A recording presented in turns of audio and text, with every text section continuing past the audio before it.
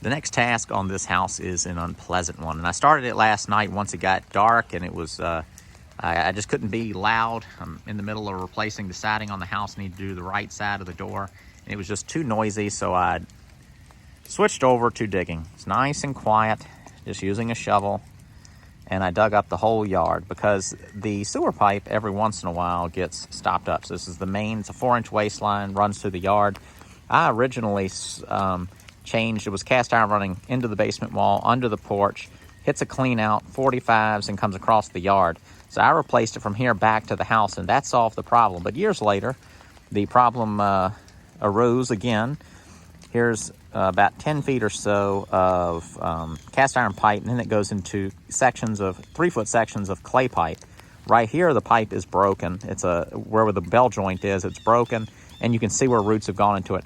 That's most likely the only spot that it's messed up, but it could just as easily have the same issue going on over here in the bushes. So I think what I'm going to do is go ahead and dig it all the way up. The other solution, just offer it to y'all just as an option, is say you dig along a pipe looking for a problem and you run into the problem, you're pretty sure that's it, and it's just too big of a deal to just keep going. Well, what you can do is go ahead and replace the whole pipe in the area that you've exposed it. And then if a problem happens in the future, all you do is you just dig down to where the end of where you adapt it into whatever existing pipe is there, and then just continue working your way across. While I'm at it, I've only got about 10 more feet to go. I do have to go under my bushes, but I'm going to go ahead and dig this up. I filmed digging the whole yard up last night, but the phone messed up and didn't actually film it. Well, it did a time lapse, it filmed it, but it wouldn't process it for some reason. So I don't have this whole video of me digging this up, but I did it. It is raining today, so this gives you a preview of how water can kind of blow over onto the porch, and you can see it running over into the little gutter. Hasn't made it over here yet, but and this isn't a heavy rain, so it's probably not going to really amount to much, but that shows you that once it gets over in there, it's going this way. Otherwise, it would have just gone off the edge of the porch and just saturate all that in water and ends up running through the wall into the basement.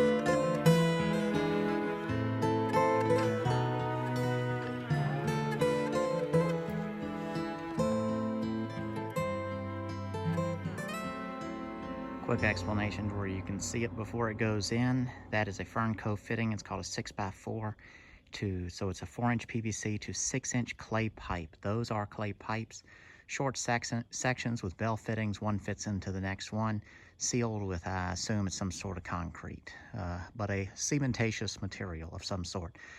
From the end of that pipe to this Fernco fitting is 10 feet.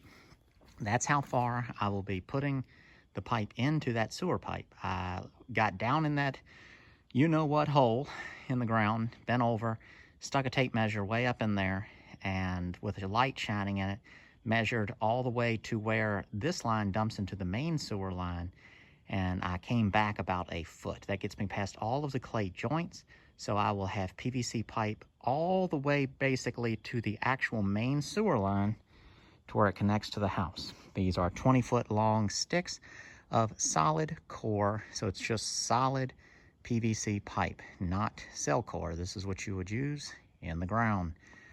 So I'm gonna go ahead, slide that in, get that in place, measure for my next pieces, and then starting from here, I could just use this fern coat, but I think I would rather do a glued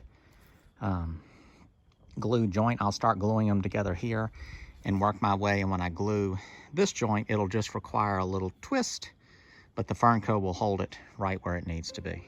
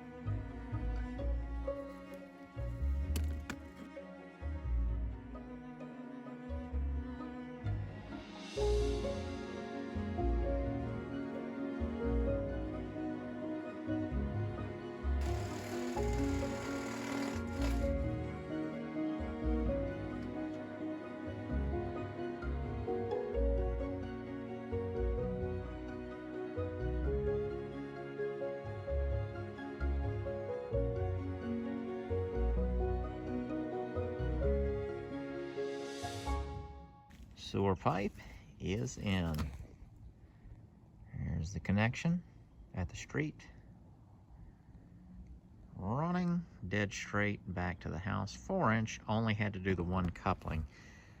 I was in the process of doing a time lapse of the glue up, which it was just one coupling. So applied the primer, the glue, quarter turn, fit the coupling onto that pipe first, and then fit this pipe into the coupling.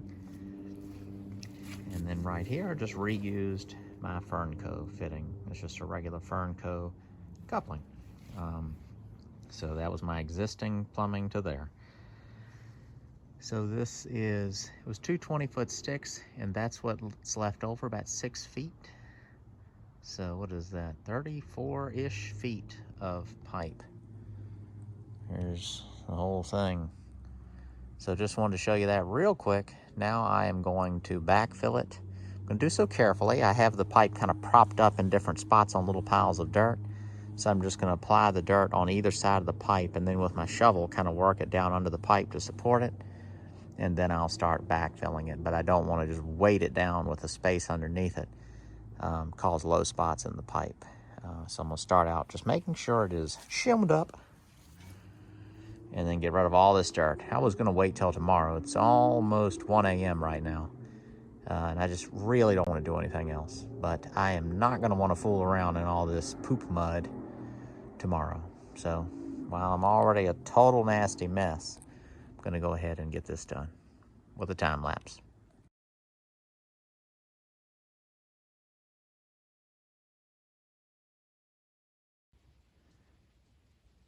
It is over. Thank goodness. Very glad to have this done. Glad to not have it be an issue mainly. Of course, I'm very glad to be past the physical labor part of it. I really don't like doing these types of jobs anymore. I don't mean specifically sewer jobs, but just this intense, heavy work that most people hire other people to do. I'm just kind of over it. When I was a young man, I would have almost been excited to do this type of thing. I still have the mindset to take stuff on, but I don't have the mindset to not be bothered by it and wished I could do it another way, which means pay somebody to do it.